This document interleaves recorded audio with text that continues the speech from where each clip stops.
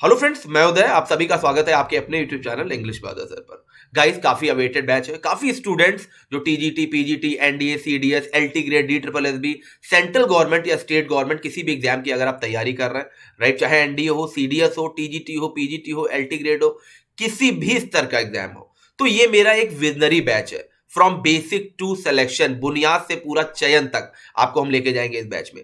इस बैच को देखने के बाद, इस बैच की क्वालिटी ये है कि इसको देखने के बाद दो चीजें आपके अंदर बहुत स्ट्रांग हो जाएंगी। क्वेश्चन को सॉल्व कैसे करना है और किसी भी चैप्टर को पढ़ना या पढ़ाना कैसे है, क्योंकि बहुत से लोग इसमें ऐसे भी जुड़े हुए जो पढ़ा रहे हैं कहीं ना कहीं। तो देखिए, जब भी आप बच्चों को पढ़ाते हैं तो एक अच्छे टीचर के गुण ये होते हैं कि टॉपिक को ईजी करके पढ़ाए। सबसे इंपॉर्टेंट होता है कि किसी भी टॉपिक को आप इजी वे में कैसे डिलीवर कर रहे हो, क्योंकि कोई भी आज टफ तरीके से नहीं पढ़ना चाह रहा है। तो अच्छी टीचिंग वही होती है जो टफ से टफ तरीके को, टफ से टफ मेथड को इजी वे में डिलीवर करेगा। इसी को बेस्ट टीचिंग कहते हैं। तो मेरा जो इंटेंशन है इस बैच में यही है कि मैं टफ से टफ टॉपिक को इजी वे में डिलीवर करूं आपको, और पूरा बेसिक से लेकर टॉप लेवल तक पढ़ाऊं। तो पहले स्टार्टिंग के गाइस 2 से 3 वीडियो तो पूरे कॉन्सेप्ट पर रहेंगे कि चैप्टर या टॉपिक स्टार्ट करने से पहले मैं आपको कुछ ग्रामर के बेसिक्स बताना चाहता हूं कि इन बेसिक्स को क्लियर करने के बाद हर चैप्टर में वो बेसिक आपको मिलेंगे, तो बार बार मुझे ना बताना पड़े या बार बार आपको पूछना ना पड़े कि सर ये चीज यहां पर क्या है। तो शुरुआत के 2 से 3 वीडियोज में सारी चीजें मैं क्लियर कर दूंगा। इसके अलावा एक बात मैं और कहना चाहता हूं कि बेटा, आप कॉपी और पेन लेके बैठिएगा, अपने प्रॉपर नोट्स बनाते चलिए। पूरी ऑफलाइन की फीलिंग आपको आ जाएगी। कहीं भी किसी संस्थान या कोचिंग इंस्टीट्यूट में आप अगर पढ़ने जाते हो तो जैसी फीलिंग आपको आती है उससे कहीं ज्यादा बेहतर इस क्लास में आपको फीलिंग आने वाली है, क्योंकि कोई भी पॉइंट मैं अपनी तरफ से छोड़ने वाला नहीं हूं। सब कुछ यहां क्लियर करने वाला हूं। जिस उद्देश्य और जिस आशा से आपने बैच ज्वाइन किया है उस पर पूरी तरह मैं खरा उतरने का प्रयास करूंगा, और आपको निराशा हाथ नहीं लगेगी। जितनी आशा और ऊर्जा के साथ आपने बैच ज्वाइन किया गाइस, पूरी तरह से मैं आपकी उम्मीदों पर खरा उतरूंगा। तो चलिए, आपका टाइम नहीं वेस्ट करते हैं और स्टार्ट करते हैं। आज हम लोग कुछ बेसिक कॉन्सेप्ट देखेंगे, लगभग 3 पार्ट। ये पार्ट 1 है फंडामेंटल इंग्लिश का। इसके अलावा पार्ट 2, पार्ट 3 भी आ सकता है। उसके बाद मैं टॉपिक स्टार्ट करूंगा। यानी आप ये कह सकते हैं कि मुझे बैच बहुत जल्दी इंग्लिश नहीं पढ़ानी है, मुझे पूरा डिटेल्ड वे में, इजी वे में सारी चीजें पढ़ानी है। ये नहीं मुझे कोर्स खत्म करना है, मैंने जल्दी से कर दिया। पूरा डिटेल्ड वे में और इजी वे में आपको पढ़ने को मिलेगा। तो फ्रॉम बेसिक टू सिलेक्शन मैंने ये लाइन दी है। इसका मतलब है कि आप ये ना समझें कि केवल आपको टॉप लेवल की या हार्ड चीजें या केवल टफ टॉपिक्स पढ़ाए जाएंगे। नहीं, पूरा बेसिक से शुरुआत की जाएगी और टॉप लेवल तक पढ़ाया जाएगा। ठीक है, तो आइए एक बार नजर डाल लेते हैं। और फिर मैं कह रहा हूं, कॉपी और पेन लेके बैठिएगा। हालांकि आपको पीडीएफ इसका मिल जाएगा क्लास के बाद, बट अपने नोट्स बनाने का एक मजा ही दूसरा होता है। और क्लास को देखने के बाद अगर कहीं भी कोई प्रॉब्लम हो, डायरेक्ट आप मुझे कॉल कर सकते हैं। आशा करूंगा, उम्मीद करूंगा कि कोई आपको प्रॉब्लम ना हो। ठीक है, तो चलिए स्टार्ट करते हैं। एक बार मैं देख लेता हूं कि मुझे पढ़ाना आपको क्या क्या है और आपको पढ़ना क्या क्या है। तो सबसे पहले मैं आपको बता दूं कि आपको देखना है पार्ट्स ऑफ स्पीच। ग्रामर नहीं बोलते, ग्रामर बोलते हैं, ग्रामर। और बहुत से बच्चों को तो ग्रामर की स्पेलिंग ही नहीं आती है।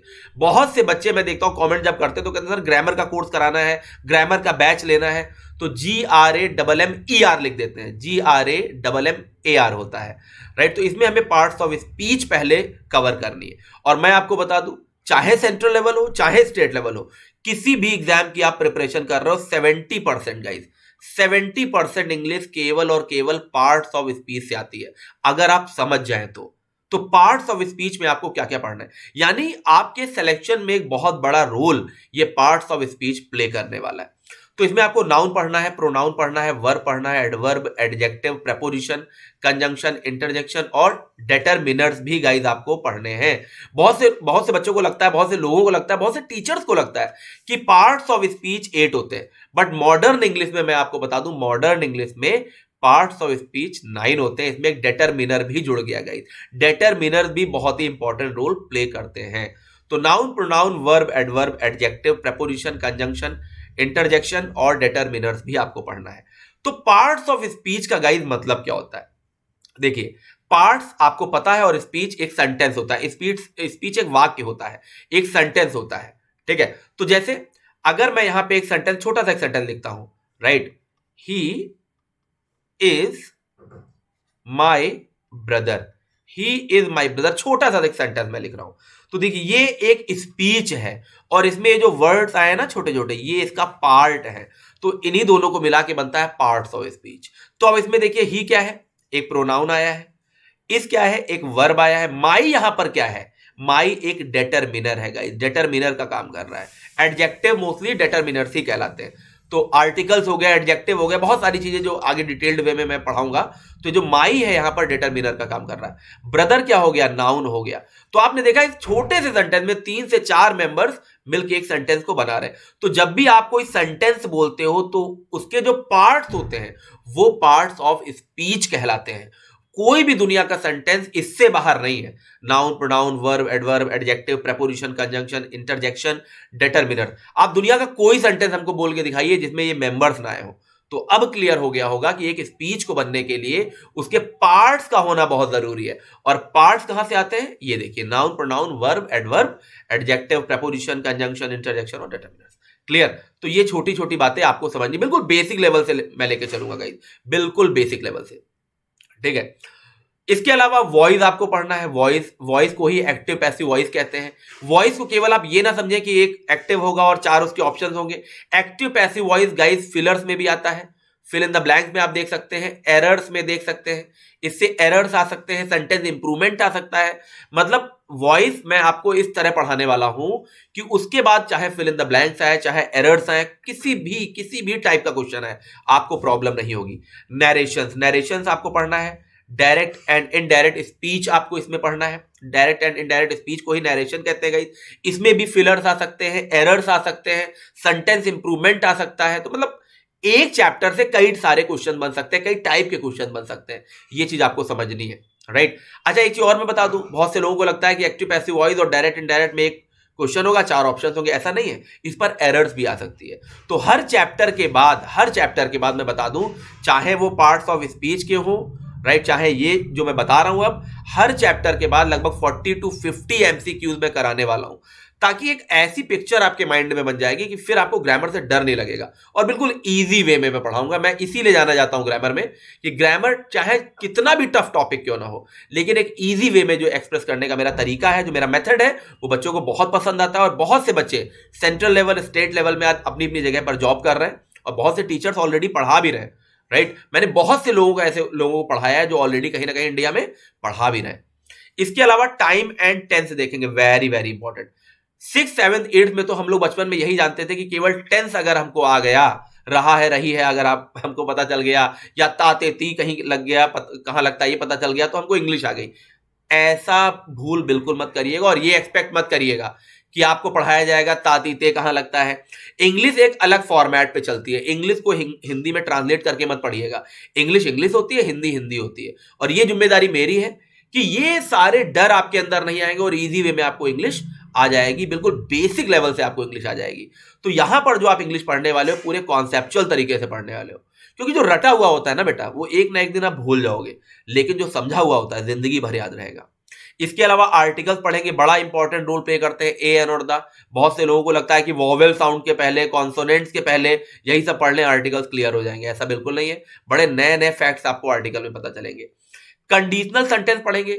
इस चैप्टर से 100% 1 से 2 नंबर के क्वेश्चन आते ही आते हैं। सब्जेक्ट वर्ब एग्रीमेंट पढ़ेंगे, very important guys, very important. इस चैप्टर में सब्जेक्ट वर्ब एग्रीमेंट में आपको पता चलेगा, मतलब हिला देने वाले कॉन्सेप्ट्स आपको पता चलेंगे। आपको लग रहा होगा यहां पर प्लूरल वर्ब आएगा लेकिन सिंगुलर आएगा, आपको लग रहा होगा यहां सिंगुलर वर्ब आएगा लेकिन प्लूरल आएगा। इसी को कॉन्सेप्ट्स कहते हैं, राइट। और आज इस बेसिक क्लास में ही बहुत कुछ मैं आपको बताने वाला हूं।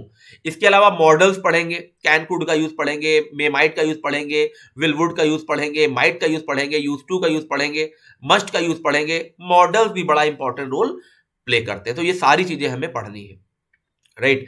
इसके अलावा इडियम्स एंड फ्रेजल वर्ब पढ़ेंगे, बड़ा इंपॉर्टेंट रोल प्ले करते हैं, हर एग्जाम में आते हैं। वोकैबुलरी पढ़ेंगे। अब एक चीज और मैं बता दूं, वोकैबुलरी जो 10:30 बजे मेरा फ्री सेशन चलता है उसमें मैं लगभग कराता रहूंगा, राइट, क्योंकि वोकैबुलरी का कोई छोर नहीं है। वोकैबुलरी एक इंटरेस्टिंग टॉपिक होता है कि अगर आपको इंग्लिश में इंटरेस्ट है तो वोकैबुलरी बच्चे पढ़ते रहते हैं। तो मैं इस तरह से वोकैबुलरी पढ़ाने वाला हूं कि आपको दिक्कत नहीं होगी। इसमें आप सिनोनियम कवर करेंगे, एंटोनियम। सिनोनियम एंटोनियम कुछ और नहीं होता, वोकैबुलरी का ही पार्ट होता है। वोकैबुलरी में कई लेवल से आपको पढ़ाऊंगा, राइट गाइस। रूट लेवल से आपको वोकैबुलरी पढ़ाई जाएगी, राइट। प्रीफिक्स लगाकर वोकैबुलरी पढ़ाऊंगा, सफिक्स लगाकर वोकैबुलरी पढ़ाऊंगा। ट्रिकी वोकैबुलरी भी आपको पढ़ाई जाएगी, ट्रिक से पढ़ाई जाएगी। मतलब कई सारे लेवल से आपको वोकैबुलरी पढ़ाई जाएगी। टफ से टफ वर्ड्स सेकंड्स में आपको याद हो जाएगा। इसके अलावा होमोफोन्स हम लोग देखेंगे, होमोफोन्स भी वोकैबुलरी का ही एक पार्ट है। होमो मतलब एक जैसा, साउंड, होमो मतलब एक जैसा, और फोन मतलब साउंड। साउंड एक ही जैसे होते हैं लेकिन मीनिंग डिफरेंट डिफरेंट होती है। One word, one words often confused, ये इसमें हम पढ़ेंगे। इसके अलावा वन वर्ड सब्स्टिट्यूशन हम पढ़ेंगे। वर्ड्स ऑफन कंफ्यूज्ड का मतलब है दोनों वर्ड्स एक जैसे आपको लगेंगे, कंफ्यूज करेंगे, लेकिन मैं आप लोग को बता दूं उनकी मीनिंग डिफरेंट डिफरेंट होती है, राइट। उनके साउंड डिफरेंट डिफरेंट होते हैं, होमोफोन जैसे, ये सब हम लोग इसमें पढ़ेंगे। वन वर्ड सब्स्टिट्यूशन वैसे तो वोकैबुलरी में ही आता है, बट हर एक सिचुएशन के लिए एक वर्ड बना हुआ है। जैसे किसी को बंद जगह में अगर हम बंद कर दें, उसको बहुत डर लगने लगेगा तो क्लस्ट्रोफोबिया, तो ये वन वर्ड सब्स्टिट्यूशन है। किसी को ऊंचाई से डर लगता है तो एक्रोफोबिया, तो ये वन वर्ड सब्स्टिट्यूशन है। तो इस तरह की बहुत सारी चीजें हम लोग पढ़ने वाले हैं, वन वर्ड सब्स्टिट्यूशन भी देखेंगे। इसके अलावा बहुत सारी मिसलेनियस चीजें जो मैंने यहां नहीं लिखी, जैसे हम लोग क्या पढ़ेंगे, जेरंड पढ़ेंगे, क्या होता है, पार्टिसिपल्स क्या होते हैं, ये सब हम लोग वर्ब्स में कवर कर लेंगे। पार्टिसिपल्स क्या होते हैं, जेरंड क्या होते हैं, ये सारी चीजें भी हम लोग देखेंगे। तो बिल्कुल प्रॉब्लम नहीं होने वाली है आपको, बहुत सारी चीजें जो आपको यहां पर नहीं दिख रही होंगी आपको कवर कराई जाएंगी, मिसलेनियस चीजें प्रैक्टिस में कवर कराई जाएंगी। बीच बीच में मैं कॉन्सेप्ट के साथ पढ़ाता रहूंगा, तो ये सारी चीजें आप लोगों को मिलेंगी, ठीक है। तो चलिए आज स्टार्ट करते हैं। आज क्योंकि फर्स्ट क्लास है, मैंने आपको बताया ये सब आपको पढ़ाया जाएगा। कुछ कॉन्सेप्ट हम लोग देख लेते हैं। तो इंग्लिश स्टार्ट करने से पहले मैं आप लोग को बता दूं पढ़ना क्या है। तो सबसे पहले हम लोग ग्रामर के कुछ बेसिक रूल्स पढ़ेंगे।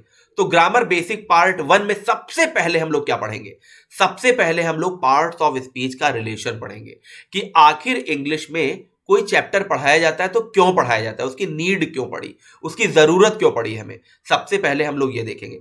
तो सबसे पहले पार्ट्स ऑफ स्पीच का आपस में हम रिलेशन पढ़ेंगे। जैसे नाउन, नाउन का क्या रिलेशन होता है, नाउन का आर्टिकल से क्या रिलेशन है, नाउन का प्रोनाउन से क्या रिलेशन है, नाउन का वर्ब से क्या रिलेशन है, नाउन का एडजेक्टिव से क्या रिलेशन है, नाउन का प्रेपोजिशन से क्या रिलेशन है, नाउन का एडवर्ब से क्या रिलेशन है, नाउन का कंजंक्शन से क्या रिलेशन है। सर्किल में मैंने नाउन को ही क्यों रखा है ये आपको आगे धीरे धीरे पता चल जाएगा, राइट। ये चीज आप ध्यान रखिएगा, राइट। या आप यूं कह सकते हैं इन सबका आपस में क्यों रिलेशन है, क्या रिलेशन है। हर चैप्टर को अलग अलग स्टार्ट करने से पहले मैं आपको एक बार एक रिलेशन बता देता हूं, क्योंकि देखिए ऐसा तो है नहीं कि अगर मैंने लिखा the police are coming towards us, तो आप कहोगे सर नाउन पढ़ा रहे हो, अभी आप केवल पुलिस के बारे में बताओ, टूवर्ड्स के बारे में ना बताओ, अस के बारे में ना बताओ, आर्टिकल द के बारे में ना बताओ। अभी तो हम नाउन पढ़ रहे हैं, केवल पुलिस के बारे में पढ़ लेते हैं, पुलिस एक नाउन होता है। तो ऐसा तो पॉसिबल नहीं है। सेंटेंस तो आपको होलनेस में देखना होगा ना, संपूर्णता में देखना होगा। कोई भी सेंटेंस आप केवल यूनिटी में नहीं देख सकते हो। यूनिटी का मेरा यहाँ कहने का मतलब है कि यूनिट में नहीं देख सकते हो कि केवल उसी को हम देख लें और हम कोई चैप्टर ना देखें, तो ऐसा तो पॉसिबल नहीं है। आप सब्जेक्ट देखोगे तो वर्ब भी देखोगे तो आर्टिकल भी देखोगे, मतलब सबको मिला के आप सेंटेंस को महसूस करोगे कि इसमें एरर कहाँ है, इसमें एरर है कि नहीं है, या कोई वर्ड आया है तो किसके लिए आया है।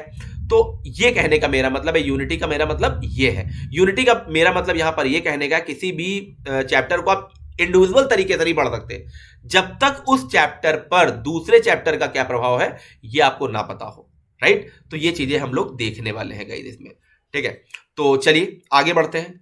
इंग्लिश आपको हम पढ़ाएंगे कैसे, देखिए ग्रामर। ग्रामर सबसे पहले आपको हम ग्रामर में क्या पढ़ाएंगे, कॉन्सेप्ट पढ़ाएंगे। हर बार की तरह हर बैच में मैं बताता हूं कि सबसे पहले किसी भी चैप्टर का मैं आपको पढ़ाऊंगा कॉन्सेप्ट। कॉन्सेप्ट तो आपने पढ़ लिया, ज्ञान तो आपने बटोर लिया कि नाउन क्या होता है, प्रोनाउन क्या होता है, वर्ब क्या होता है, एडवर्ब क्या होता है, एडजेक्टिव क्या होता है, ये सब तो आपने बटोर लिया। लेकिन उसे अप्लाई कैसे करना है, एग्जाम में वो कैसे आता है, ये हमें देखना है। भाई नाउन तो आपने पढ़ लिया, लेकिन आपके मन में क्वेश्चन होगा कि सर नाउन से क्वेश्चन एग्जाम में कैसे आएंगे, ये भी तो क्वेश्चन होगा कि भाई केवल नाउन के काइंड्स आपने रट लिए, नाउन की डेफिनेशन रट ली, इंपॉर्टेंट फैक्ट्स रट लिए, केस रट लिए, एरर पढ़ ली। तो बेटा चैप्टर को पढ़ाने के बाद उसके इंपॉर्टेंट जो फैक्ट्स हैं, जो एप्लीकेशन है, एप्लीकेशन का मतलब है चैप्टर को अप्लाई कैसे करना है, हाउ टू अप्लाई, की एग्जाम में कैसे आता है, ये आपको एप्लीकेशन में पढ़ाया जाएगा। हर चैप्टर के बाद उसकी प्रैक्टिस कराई जाएगी, उसे हम क्या कहते हैं, application. Vocabulary, side by side आपको वोकैबुलरी के भी वर्ड्स पढ़ाए जाएंगे। ये वोकैबुलरी का बेटा लगभग फ्री सेशन रहेगा मेरा, ये यूट्यूब पर मैं वोकैबुलरी प्रैक्टिस सेट में कराता रहूंगा, और मुझे अगर ऐसा लगता है तो वोकैबुलरी के मैं वीडियो भी अपलोड करता रहूंगा। लेकिन वोकैबुलरी बड़ा इंटरेस्टिंग टॉपिक है, इसका कोई छोर नहीं है। फिर भी 1000 से 1500 केवल ऐसे वर्ड्स हैं, अगर आपके वो तैयार हो तो एग्जाम में उससे बाहर नहीं आता है। ये मैंने रिसर्च की है वोकैबुलरी के बारे में, केवल 1500 वर्ड्स आप तैयार कर लीजिए, उसी से बेटा घूम घूम के सभी एग्जाम में वर्ड्स आते रहते हैं। तो वोकैबलरी की एक मैं सीरीज यूट्यूब पर चलाऊंगा, वहां से आपके सारे वर्ड्स क्लियर हो जाएंगे, क्योंकि एक बड़ा टॉपिक है, एक बड़ा चैप्टर है, एक बड़ा लीड है मेरे सामने ग्रामर पढ़ाने की। तो पूरा फोकस्ड मैं रहूंगा ग्रामर पर और उसके एप्लीकेशन पर, और बीच बीच में वोकैबलरी के वीडियोस भी आते रहेंगे। जैसा मैंने आपको बताया कि वोकैबलरी गाइस मैं आपको रूट लेवल से पढ़ाऊंगा, राइट, रूट लेवल से पढ़ाई जाएगी, ट्रिक से पढ़ाई जाएगी। अभी मैं 3-4 वर्ड आपको ट्रिक से बताऊंगा, आपको देखिए कितनी आसानी से लर्न हो जाएंगे। प्रीफिक्स लगा के बनाते हैं, सफिक्स लगा के बनाते हैं, ये सब आपको पढ़ाया जाएगा, राइट, याद रखिएगा। जैसे लार्ज का देखिए एनलार्जमेंट हो गया, तो इसमें एन लग गया, प्रीफिक्स लग गया, तो इस तरह से भी चीजें आपको पढ़ाई जाएंगी। हाउ टू अप्लाई, जैसे मान लीजिए आपने नाउन पढ़ा है, मान लीजिए मैंने आपको नाउन चैप्टर पढ़ाया, तो देखिए एक वर्ड होता है आयरन्स, और उसी का हो गया आयरन्स। तो आयरन और आयरन्स में क्या डिफरेंस है, वैसे मैंने पढ़ाया है, लेकिन फिर भी अगर एग्जामिनर ने पूछ दिया, बिल्कुल बेसिक सी बात है, तो ये बेटा नाउन का टॉपिक है, नाउन के टॉपिक में सारी चीजें क्लियर की जाएंगी।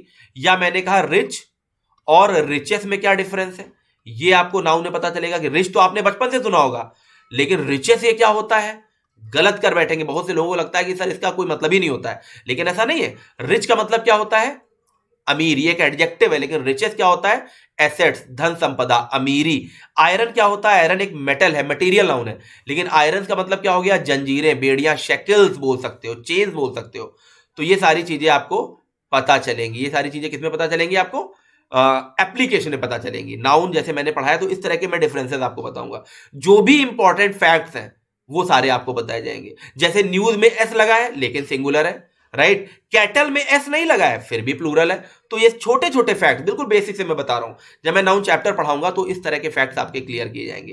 क्या फर्क होता है एयर और एयर्स में, राइट, एयर और एयर्स में क्या फर्क होता है, ये सारी चीजें आपकी क्लियर की जाएंगी कि एयर का मतलब एटमॉस्फेयर और एयर्स का मतलब क्या हो गया, आपका बिहेवियर। तो आपने एयर तो बचपन से सुना होगा, लेकिन ये सर एयर्स क्या होता है, ये सब आपको पता चलेगा। इसी को कहते हैं बेटा कॉन्सेप्ट। या मैं आपको बताऊं, जैसे एक वर्ड होता है लॉन्ग, जैसे एक वर्ड होता है गाइस लॉन्ग, ठीक है। अब लॉन्ग क्या होता है, देखिए इसको जरा मैं इरेज कर लेता हूं, ठीक है। जैसे मान लीजिए एक वर्ड होता है लॉन्ग, अब मैं अगर आपसे पूछ रहा हूं लॉन्ग क्या होता है, तो 90% बच्चों के मन में चल रहा होगा कि सर लॉन्ग का मतलब तो लेंथ या लंबाई होती है। लेकिन मैं एक सेंटेंस लिख रहा हूं, मैंने लिखा he longs for a good job, he long for a good job, ये क्या है। तो आप कहोगे सर यहां पर तो लॉन्ग का मतलब समझ में नहीं आ रहा है, लॉन्ग का मतलब आपको लेंथ या लंबाई पता है, बचपन से सबको पता है, लेकिन आप ये बताइए क्या यहां पर इस वर्ड का मतलब लेंथ या लंबाई है, नहीं। एक लॉन्ग का मतलब डिजायर भी होता है, एक लॉन्ग का गाइस मतलब डिजायर भी होता है, चाहत भी होता है, चाहना, कीन डिजायर, इच्छा भी होता है, राइट। और उसके साथ प्रेपोजिशन क्या आता है, फॉर हमेशा आता है। तो देखिए 2 मार्क्स के आपके क्वेश्चन क्लियर हो गए, एक लॉन्ग का मतलब भी आपको पता चला और आपको यह भी पता चला इसके साथ प्रेपोजिशन क्या आता है। ऐसे ही लॉन्ग हो गया, तो एक वर्ड इसी का सिनोनियम होता है क्रेव, एक वर्ड होता है पाइन, राइट, क्रेव हो गया, पाइन हो गया, यर्न हो गया, डिजायर तो होता ही। देखिए 5 वर्ड्स आपके तैयार हो गए, 5 वर्ड्स आपके तैयार हो गए, और इन सभी के साथ गाइस क्या आता है, फॉर आता है। तो ये सब कब पढ़ोगे, ये सब एप्लीकेशन में, कॉन्सेप्ट से एप्लीकेशन में ये सारी चीजें आपको पढ़ाई जाएंगी। तो बहुत डिटेल्ड वे में गाइस मैं आपको इंग्लिश पढ़ाने वाला हूं, बहुत मजा आने वाली है। तो आइए ऐसे ही कुछ कॉन्सेप्ट और देखते हैं कि क्यों जरूरी है कॉन्सेप्ट को सीखना। रटोगे तो बेटा कभी भी सिलेक्शन नहीं होगा, कॉन्सेप्ट समझोगे तो आपका सिलेक्शन बहुत जल्दी होगा। तो आप समझ गए होंगे कि पहले मैं किसी भी चैप्टर का कॉन्सेप्ट पढ़ाऊंगा, फिर उसका एप्लीकेशन पढ़ाऊंगा कि वो अप्लाई कैसे किया जाता है। तो he long for a good job का मतलब है वो एक जॉब चाहता है, उसे एक जॉब की इच्छा है, ये नहीं कि वो एक लंबी जॉब चाहता है, राइट, ये है। तो देखिए जैसे कुछ सेंटेंस मैंने छोटे छोटे लिखे हैं, he is too proud of his riches. क्या लिखा है बेटा, ही इज टू प्राउड। अब देखिए टू क्या होता है, टू किसी के आगे लग जाए तो वो माइनस हो जाता है। टू का मतलब होता है मोर देन रिक्वायर्ड, आवश्यकता से अधिक। किसी भी वर्ड के पहले हम टू लगा दें तो वो हमेशा निगेटिव हो जाता है। जैसे आपने फ्रेंड को बोलते हो यू आर टू गुड यार, तो ये गलत है बेटा। टू गुड का मतलब बोल रहे हो आप कि आप इतने ज्यादा चालाक हो कि मुझे अच्छे नहीं लग रहे हो। कभी भी आप ये मत बोलिएगा you are too smart, too smart का मतलब है आप क्लेवर हो, चालाक हो, दुष्ट हो। तो टू चीजों को निगेटिव बनाता है। तो टू प्राउड का क्या मतलब है कि उसे बहुत ज्यादा प्राउड, गर्व वाला, ये नहीं, ये घमंड वाला है। यहां पर प्राउड का मतलब घमंड है कि उसे बहुत ज्यादा घमंड है अपनी रिचेस पर। तो ये आप कहोगे सर रिचेस क्या होता है, अमीरी पर, कि जमीन जायदाद जो उसकी है, जो उसके एसेट्स हैं उस पर बहुत ज्यादा घमंड है। तो रिचेस ये क्या है, ये नाउन है, इसके पहले हिज लगा है, ये क्या है, डिटरमिनर है, एडजेक्टिव इसको कह सकते हैं। यही सब चीजें आपको सीखनी है बेटा, यही सब कॉन्सेप्ट्स हैं। तो ही इज टू प्राउड, उसे बहुत ज्यादा घमंड है अपनी अमीरी पर। या मैंने कहा I don't like your airs, तो एयर्स का मतलब यहां हवा नहीं है, एयर का मतलब एटमॉस्फेयर है, हवा होता है, लेकिन एयर्स का मतलब होता है बिहेवियर, आपका बिहेवियर, या घमंड आप कह सकते हो। मुझे आपका बिहेवियर नहीं पसंद है, मुझे आपका एरोगेंस नहीं पसंद है। तो ये एयर्स भी क्या हो जाएगा, यहां नाउन हो जाएगा। उसके पहले योर्स आया है, नाउन के जस्ट पहले योर्स आया है, तो क्या हो जाएगा, एडजेक्टिव। क्यों यही एडजेक्टिव है, आपको आगे बहुत आसानी से चीजें पता चलने वाली है। मैं बता रहा हूं इतनी आसानी से पता चलने वाली है कि आप बिना किताब छुए वर्ड को देख के सेकंड से बताओगे ये एडजेक्टिव क्यों है। ऐसे ऐसे मैं कॉन्सेप्ट पढ़ाने वाला हूं। या मैंने कहा विनय लाइक हिज ब्रदर डैश डल। अब अगर आपसे एग्जामिनर पूछ ले यहां इज आएगा कि आर आएगा, तो आप क्या करोगे, यहां पर इज आएगा आर आएगा, तो देखिए यहां पर इज आएगा। अब आप कहोगे सर इज क्यों आएगा, यहां तो ब्रदर्स लगा हुआ है। तो देखिए ये जो लाइक है ना, अब अगर मैं आपसे पूछूं ये लाइक यहां पर क्या है, ये वर्ब तो है नहीं, क्योंकि अगर ये वर्ब होता तो विनय लाइक्स लिखा होता, लाइक्स। ये गाइस यहां पर प्रेपोजिशन है, क्या है, प्रेपोजिशन है। अब आप कहोगे सर ये कैसे हो गया, मैंने तो बचपन से सुना है I like you, she likes me. Like का मतलब तो मैंने सिर्फ पसंद करना सुना है, लेकिन बेटा लाइक जब प्रेपोजिशन का काम करता है तो इसका मतलब होता है सिमिलैरिटी। क्या मतलब होता है, सिमिलैरिटी या समानता की बात करता है, सिमिलैरिटी या समानता की बात करता है जब लाइक प्रेपोजिशन का गाइस काम करता है। तो आपको तो अच्छे से पता है कि प्रेपोजिशन के बाद आने वाला नाउन प्रोनाउन ऑब्जेक्ट कहलाता है। तो सब्जेक्ट क्या हो गया, विनय हो गया, विनय हो गया।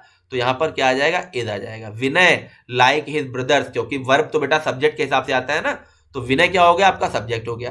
प्रेपोजिशन के बाद याद रखिएगा, लिख लीजिएगा, इंग्लिश में जैसे वर्ब का अपना एक ऑब्जेक्ट होता है, वैसे प्रेपोजिशन के बाद जो भी नाउन प्रोनाउन आता है वो ऑब्जेक्ट का ही काम करता है। जैसे जैसे देखिए मैंने आप लोगों से कहा, एक मिनट बेटा, बिल्कुल यहीं पे मैं बता दे रहा हूं।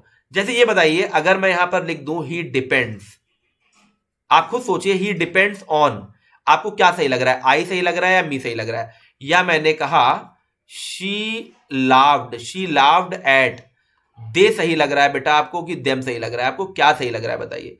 जितने भी स्टूडेंट्स देख रहे हैं हमको आंसर दें।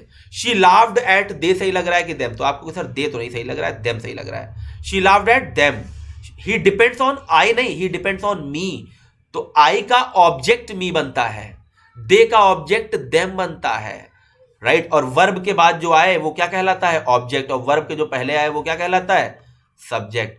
और वर्ब हमेशा किसके हिसाब से आता है, सब्जेक्ट के हिसाब से आता है। वर्ब को कभी भी ऑब्जेक्ट प्रभावित नहीं करता है, वर्ब हमेशा सब्जेक्ट के हिसाब से आता है। बड़ा सिंपल होता है, वर्ब के बाद ऑब्जेक्ट और वर्ब के बाद सब्जेक्ट। मतलब अगर आपको कभी भी सब्जेक्ट और ऑब्जेक्ट अपना डिफाइन करना हो तो वर्ब के पहले देख लेना जो आया है वो सब्जेक्ट, और वर्ब के बाद जो आया है वो ऑब्जेक्ट। तो अब ये बताओ विनय लाइक, अगर लाइक प्रेपोजिशन है तो ब्रदर्स इसका क्या हो जाएगा, ऑब्जेक्ट हो जाएगा, और विनय के हिसाब से क्या आ जाएगा, इज आ जाएगा। कई बार एग्जाम में आए बच्चे आर लगा के आए। तो यही सब आप आगे बैच में पढ़ने वाले हैं, डिटेल्ड वे में पढ़ने वाले हैं। ये तो क्योंकि ये कॉन्सेप्ट की क्लास है, बेसिक क्लास है, तो मैं कुछ कुछ चीजें बता रहा हूं आपको, राइट। यही सब डिटेल्ड वे में मैं आपको पढ़ाऊंगा और बहुत आसान इंग्लिश लगेगी आपको, राइट गाइस। तो देखिए एक सेंटेंस आपकी स्क्रीन पर लिखा हुआ है, एक सेंटेंस लिखा हुआ है, राइट। अब अगर कॉन्सेप्ट की बात कर ले, क्योंकि अब ये पूरा बैच कॉन्सेप्ट पर आधारित है, आपको कभी कोई प्रॉब्लम नहीं होने वाली। तो जैसे एक आपकी स्क्रीन पर लिखा है एक sentence, everyone but you has invited to the party. देखिए देखिए बहुत से बच्चे पहली बार देख रहे होंगे, everyone but you has invited to the party, ये एक सेंटेंस है। अब आप कहोगे सर यू के साथ तो मैंने बचपन से हैव सुना है, यू हैव होता है, ये हैज कैसे आ रहा है। तो बेटा बिल्कुल सही है, क्योंकि बट यहां पर काम क्या कर रहा है, बट यहां पर काम कर रहा है प्रेपोजिशन का। किसका काम कर रहा है, प्रेपोजिशन का। क्यों, बचपन से आपने सुना है कि बट का मतलब क्या होता है, लेकिन। और जब बट लेकिन का काम करता है तो बेटा ये कॉन्ट्रास्ट शो करता है। क्या शो करता है, कॉन्ट्रास्ट। आगे फॉर्मूला मैंने लिख दिया, और उस समय वो कंजंक्शन का काम करता है, कंजंक्शन, राइट। किसका काम करता है, कंजंक्शन। लेकिन बट का एक मतलब बेटा प्रेपोजिशन भी होता है, बट एक रोल इंग्लिश में प्रेपोजिशन का भी प्ले करता है। इसीलिए ये बैच आपके लिए इंपॉर्टेंट है। अब आप बताइए, आप में से कितने लोगों को पता था कि बट एक काम प्रेपोजिशन का भी करता है, और जब बट एक काम प्रेपोजिशन का करता है तो ये क्या हो जाता है, ये देखते हैं। ये देखिए, तो देखिए मैंने दोनों मीनिंग यहां पर लिख दिए हैं। बट जब ये प्रेपोजिशन का काम करता है, क्योंकि कंजंक्शन तो आप सबको पता होगा इसका मतलब होता है, लेकिन ये कॉन्ट्रास्ट शो करता है। जानने की जरूरत है कि जब ये प्रेपोजिशन बनता है तो ये क्या करता है। तो ये एक्सक्लूजन शो करता है। एक्सेप्ट मतलब इसको छोड़कर, इसके सिवाय, मतलब टोटल में से किसी पार्ट को हम अलग करते हैं तो क्या हो जाता है, बट। प्रेपोजिशन जब बट जब प्रेपोजिशन का गाइस काम करता है तो इसका मतलब होता है किसी समूह में से, किसी टोटल में से किसी एक पार्ट को अलग करना, उसको छोड़कर, उसके सिवाय। जैसे मैंने कहा सभी लोग पार्टी में गए हैं सिवाय तुम्हारे, या तुम्हें छोड़कर सभी लोग को इनवाइट किया गया है। तो ये जो सेंटेंस है ना, everyone but you has invited to the party, तो यहां पर जो हैज आया है वो यू के हिसाब से नहीं आया है, वो एवरी वन के हिसाब से आया है। क्यों आया है? क्योंकि अभी थोड़ी देर मैंने आपको बताया कि प्रेपोजिशन के बाद क्या आता है, प्रेपोजिशन के बाद हमेशा क्या आता है, ऑब्जेक्ट आता है। क्या आता है? ऑब्जेक्ट आता है। तो अगर बट प्रेपोजिशन है तो यू तो इसका ऑब्जेक्ट हो गया, और वर्ब कभी ऑब्जेक्ट के हिसाब से नहीं आता है, सब्जेक्ट के हिसाब से आता है। और सबको पता है everyone, no one, everybody, somebody, इस सब के साथ सिंगुलर वर्ब आता है। तो everyone but you has invited to the party हो जाएगा, right? You has invited to the party. तो ये बेसिक सी बात है, ये चीज आप ध्यान रखिएगा। यहां पर आप हैज बीन इनवाइटेड भी कर सकते हो, इनवाइट किया गया है, उससे कोई फर्क नहीं पड़ेगा, एक्टिव पैसिव का खेल है केवल, right? Everyone but you has been invited to the party, यानी तुम्हें छोड़कर सभी को इनवाइट किया गया है, राइट? ये चीज आप ध्यान रखिएगा। तो ये कॉन्सेप्ट है कि ये जो बट है जब ये प्रेपोजिशन का काम करेगा तो इसका मतलब होता है किसी टोटल में से किसी पार्ट को अलग कर देना। यानी आप एक्सेप्ट बोल सकते हो, जैसे आप कहते हो ना कि आई लाइक एवरीवन एक्सेप्ट करण, करण को छोड़कर मैं सबको पसंद करता हूं। तो जब ये प्रेपोजिशन का काम करेगा तो ये कहलाएगा। और जब ये कंजंक्शन का काम करता है तो ये क्या शो करता है, कॉन्ट्रास्ट, विरोधाभास शो करता है। एक सेंटेंस देखिए मैंने यहां पर लिखा हुआ है, he has lots of money, उसके पास बहुत सा धन है, but he is not happy, लेकिन वो खुश नहीं है। तो अब ये बताओ ये क्या शो कर रहा है, मनी उसके पास है, ये तो पॉजिटिव बात है, लेकिन वो खुश नहीं है, तो माइनस हो गया ना, तो ये विरोधाभास शो कर रहा है। ये जो पहला वाला मीनिंग है ना बेटा, ये आपको बचपन से पता है, लेकिन ये जो दूसरा मीनिंग है ये आपको पता चल रहा है जब आप कॉन्सेप्ट की क्लास पढ़ रहे हो। तो ये तो छोटी सी बात मैंने बताई, इसी तरह की चीजें आप आगे जाके बैचेज में पढ़ोगे, राइट? इसी तरह की चीजें पढ़ोगे। जैसे एक सेंटेंस और देखिए, लिखा है Kanpur like most Indian cities is polluted and over populated. तो ये बताइए, अब लाइक की अगर बात की जाए तो आप लोग ज्यादातर ये वाला लाइक यूज करते हो, आई लाइक यू, राइट? या मैंने कहा she likes me, she like me, ये वाला आप लोग ज्यादा यूज करते हो। तो ये लाइक तो बचपन से सबको पता है। और जब ये इस तरह के लाइक का हम यूज करते हैं जब लाइक वर्ब का काम करता है, यूं कह लें जब लाइक किसी सेंटेंस में वर्ब का काम करता है तो ये मेंटल स्टेटस या आपके इमोशंस को शो करता है, आपकी भावनाओं को शो करता है कि मुझे वो पसंद है, राइट? मुझे वो नहीं पसंद है, मुझे ये खाना पसंद है, I like to eat rasgulla.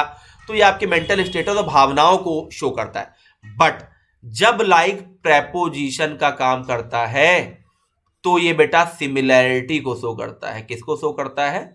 तो बच्चे ये सिमिलैरिटी को शो करता है। और आपको तो अच्छे से पता है कि प्रेपोजिशन के बाद हमेशा क्या आता है, ऑब्जेक्ट। अभी मैंने पीछे बताया, आप देख सकते हैं, प्रेपोजिशन के बाद बेटा क्या आता है, हमेशा क्या आता है, ऑब्जेक्ट आता है।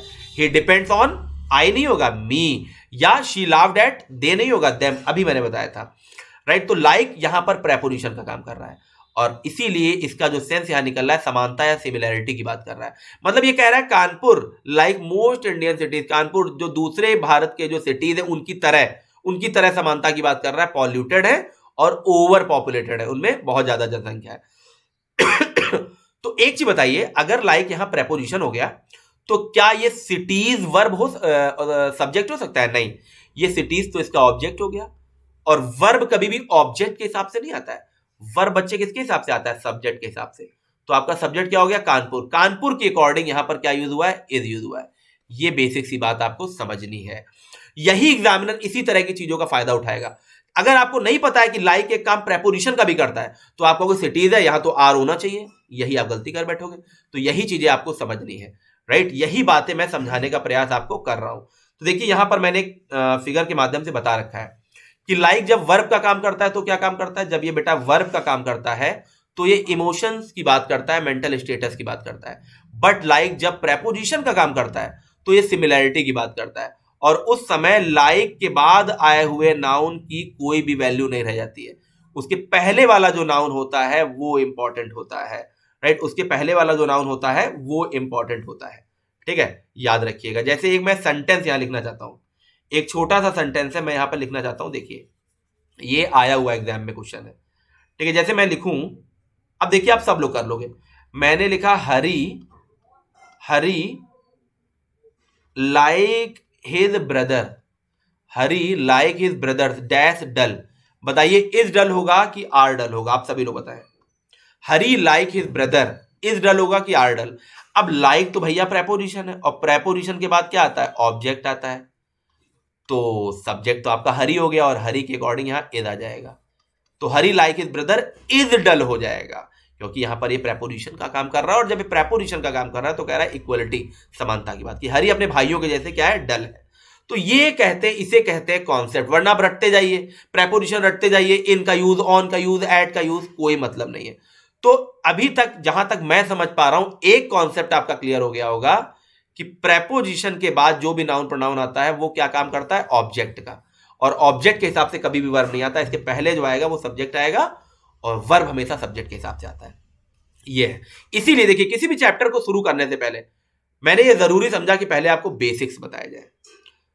तो देखिए वोकैबलरी की अगर आप बात कर लें तो ट्रिकी वोकैबलरी आपको कैसे पढ़ाई जाएंगी।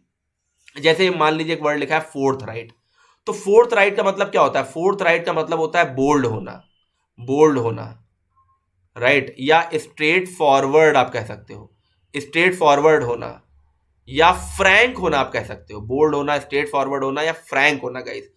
तो इसको याद रखने की ट्रिक क्या होगी, राइट, फॉर द राइट। अब मान लीजिए आपने हमारे पास फीस जमा की है, आपको पढ़ना है, आपने हमारे पास फीस जमा की है, आपको हमसे पढ़ना है। एक मिनट बेटा, जरा एक चीज मैं देख लेता हूं, बिल्कुल कोई प्रॉब्लम तो नहीं आ रही बच्चों आप लोगों को, बिल्कुल ठीक है। आपने हमारे पास फीस जमा की है और आपको पढ़ना है। तो अब एक चीज बताइए, अब मैं आपसे फीस लेने के बाद आपको कोर्स ना दूं, ना पढ़ाऊं, तो फॉर, उसके लिए, द राइट, आपका राइट है कि आप फोर्थ राइट हो जाओगे, बोल्ड हो जाओगे, स्ट्रेट फॉरवर्ड हो जाओगे, फ्रैंक हो जाओगे, निडर हो जाओगे। तो फोर्थ राइट का मतलब होता है निडर होना, स्ट्रेट फॉरवर्ड होना, बोल्ड होना, बिना डरे हुए अपनी बात कहना। तो हम हर व्यक्ति को फॉर द राइट, अपने अधिकारों के लिए, या राइट का मतलब सही अगर वो है तो उसके लिए, फॉर द राइट के लिए हर व्यक्ति को फोर्थ राइट रहना चाहिए। जैसे मैं आप लोगों से कहूं I appreciate your fourth right attitude, मैं आपके फोर्थ राइट एटीट्यूड को अप्रिशिएट करता हूं, उसकी प्रशंसा करता हूं, राइट, जो लोग निडर होके बोलते हैं। ऐसे ही देखिए एक वर्ड है इगैलिटेरियन, इसका मतलब होता है समानतावादी, इक्विलिटेरियन, जो सबको एक नजर देखता है। तो ईगल, मान लीजिए ईगल एक पक्षी है, अब वो उड़ रहा है ऊपर, शिकार देखता है तो वो भेदभाव नहीं करता है, ईगल बड़ा इगैलिटेरियन होता है। सारे पक्षी जो ईगल होते हैं, जितने भी ईगल होते हैं, अपने शिकार को इगैलिटेरियन तरीके से देखते हैं, उसमें कोई भेदभाव नहीं करते। एक वर्ड है सबैटिकल, ये शायद वर्ड आप पहली बार सुन रहे हो। तो सबैटिकल का मतलब होता है लीव, छुट्टी का समय या विश्राम का समय। ये सब मैं बहुत डिटेल से पढ़ाऊंगा, केवल अभी मैं बता रहा हूं कि अगर आपके पास ट्रिक्स हो तो वर्ड्स आप कितनी आसानी से याद कर सकते हो। तो सबैटिकल, अब मान लीजिए आपकी जॉब लग गई, आप घूमने गए हो, आपका बॉस आपको फोन कर रहा है, कहां हो, तो आपने कहा सब बात कल, आपने कहा सब बात कल। आज मैं किस पर हूं, सबैटिकल पर हूं, विश्राम के समय पर हूं, छुट्टी पर हूं। तो जब आप छुट्टी लेते हो तो उसे आप सबैटिकल भी कह सकते हो, राइट। कोई ऑफिशियल लीव लेते हो तो उसे आप सबैटिकल कह सकते हो। तो आप बॉस से कहिए सब बात कल करेंगे, आज हम सबैटिकल पर हैं, सब बात कल। रिमोर्स का मतलब होता है पछतावा या रिग्रेट होना, गिल्टी फील होना। तो आपने किसी मोर को मान लीजिए मार दिया, किसी मोर को मार दिया और पुलिस ने आपको पकड़ लिया। मोर क्या है, नेशनल पिकॉक है, राइट, नेशनल बर्ड है, राइट। तो मोर को अगर आपने मार दिया तो पुलिस आपको पकड़ लेगी, और आप जेल में बैठ के क्या करोगे, जेल में बैठ के क्या करोगे, बहुत रिमोर्स करोगे, बहुत गिल्टी फील करोगे कि अरे ये मुझसे क्या हो गया, बहुत गलत हो गया। तो मोर को नहीं मारना है, वरना रिमोर्स करोगे। ग्लिब, ग्लिब का मतलब होता है फ्लुएंट, बिना ऑब्स्टिकल के, बिना इंटरप्शन के, बिल्कुल धारा प्रवाह। ग्लिब का मतलब होता है गाइस बिल्कुल धारा प्रवाह, बिना इंटरप्शन के, राइट। तो ग्लिब क्या हो जाएगा, गालिब को याद रखिए कि गालिब की शायरियां बड़ी ग्लिब तरीके से थी। गालिब को आज भी जब हम पढ़ते हैं तो बड़ा वो ग्लिब तरीके से उन्होंने लिखा हुआ है।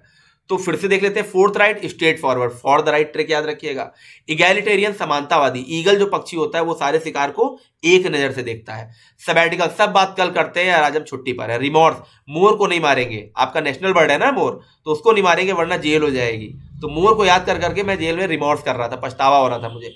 ग्लिप, गालिब बड़ा ग्लिप तरीके से लिखते थे, बोलते थे, तो धारा प्रवाह। तो ऐसी ट्रिकी तरीके से, ट्रिक तरीके जो मैं ट्रिक यूज करूंगा उससे आपकी वोकैबुलरी बहुत आसान होने वाली है। राइट, ये चीजें आप ध्यान रखिएगा, ऐसे मैं वोकैबुलरी पढ़ाऊंगा। राइट, तो ये अभी तक आपने क्या सीखा? अभी तक आपने जो सीखा वो क्या सीखा guys?